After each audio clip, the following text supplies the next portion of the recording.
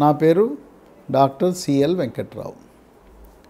మొలలు, అరిసె మొలలు, మూలశంక, పైల్స్ వీటన్నిటికీ అదే పేరు. ఈ మొలలు పైల్స్ రావడానికి మూల కారణమే మలబద్ధకం. మలబద్ధకము రావటానికి గల కారణం ఏంటంటే మనము నీరు తక్కువ తాగటం. వేసవి కాలంలో 3 నుంచి 5 లీటర్ల నీళ్ళు తాగాలి. వర్షాకాలంలో, శీతాకాలంలో కూడా 3 లీటర్ల నీళ్ళు తాగాలి.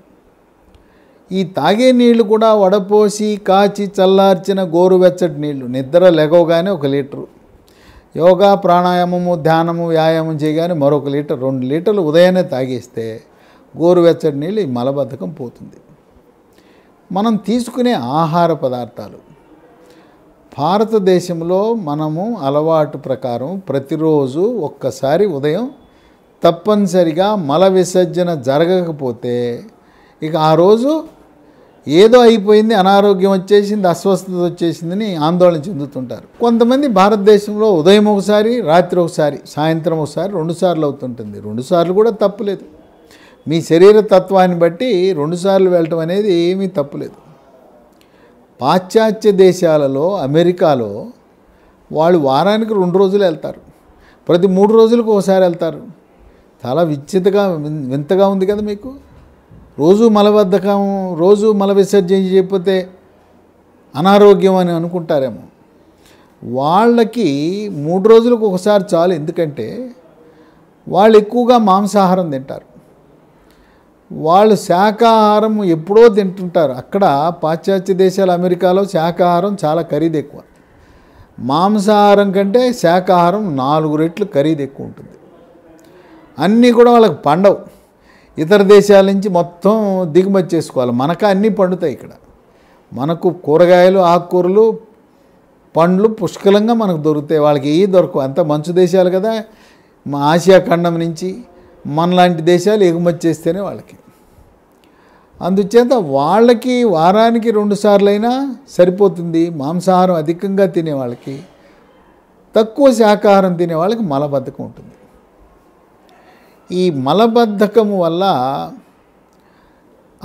బుడిపిల్ల బయటకు వస్తాయి. ఈ పైల్స్లో కూడా గ్రేడ్స్ ఉన్నాయి. మొదటి గ్రేడ్ పైల్స్ అంటే అవి లోపలే ఉంటాయి, బయటికి రావు, బయటికి కనపడవు. మల విసర్జన చేసే సమయంలో రక్తం చుక్కలు చుక్కలుగా పడుతూ ఉంటుంది. ఇక రెండవ గ్రేడ్ అంటే అది మల విసర్జన సమయంలో బయటకు వస్తుంది, దాని అంతర్గతే లోపలికి వెళ్ళిపోద్ది, చుక్కలు రక్తం పడుతుంది. ఇక మూడవ గ్రేడ్ అంటే మొలలు మల విసర్జన సమయంలో బయటకు వస్తాయి, బయటకు వచ్చి మల విసర్జన పూర్తయినా లోపలికి వెళ్ళవు, కొంచెం ఏలు పెట్టి తోసేస్తే లోపలికి వెళ్ళిపోతాయి. ఇక 4వ దశ ఉంది, 4వ గ్రేడు. ఇక బయటకు వచ్చి ఉండిపోతాయి, బుడుపులు ఉంటాయి, బయట ఉండిపోతాయి. అవి అప్పుడప్పుడు రక్తం కారుతూ ఉంటుంది. ఇక అది ఏళ్ళు పెట్టి నెట్టినా లోపలికి వెళ్ళదు. ఈ మొదటి దశ, రెండవ దశ అవి మలబద్ధకాన్ని మనము నయం చేసుకుంటే వాటంతరికి అవే తగ్గిపోతాయి.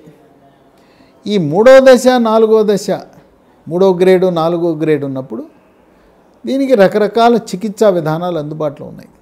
3వ గ్రేడ్కి బ్యాండ్స్ అని వేస్తారు. మొదటి దశ, రెండవ దశకి ఇంజెక్షన్ వేస్తే సరిపోతుంది. ఇక 4వ దశకి బ్యాండ్స్ పనిచేయవు. 4వ దశకి శస్త్రచికిత్సలో అధునాతనమైన విధానాలు కూడా వచ్చినాయి. ఇప్పుడు స్టేప్లర్ గన్ అని వాడుతున్నారు. కుట్లు వేయకుండా లేజర్ చికిత్సా విధానాలు, స్టేప్లర్ గన్ విధానాల ద్వారా కూడా ఈ పైల్స్, మొలలకి అధునాతన విధానాలు అమల్లోకి వచ్చాయి. ఈ మొలల ద్వారా రక్తం పోవటం వల్ల రక్తహీనత వస్తుంది.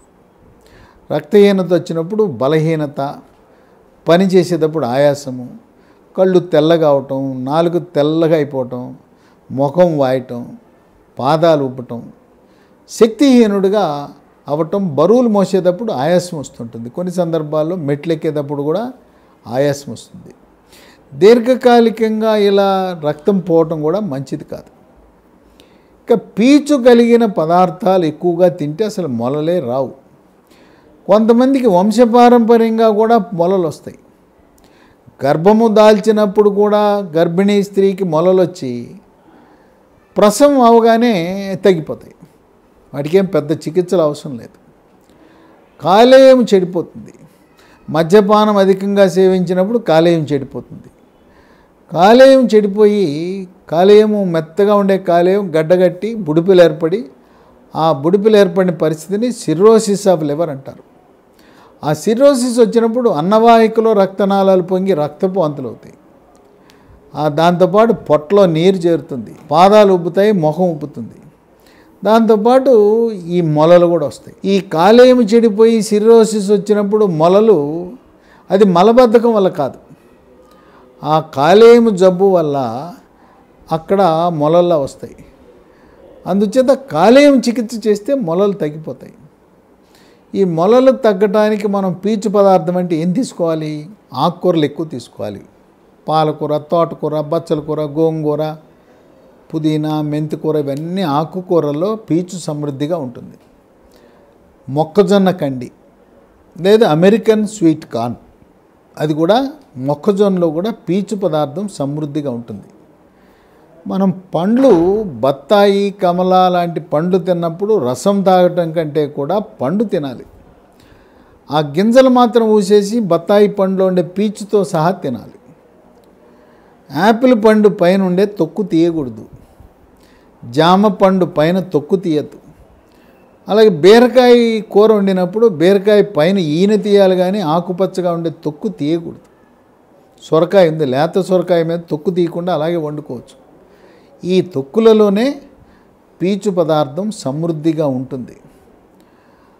ఈ విధంగా శాకాహారము పండ్లు అధికంగా తీసుకుంటే ఈ పండ్లు తినాలి, రసం తాగటం కాదు.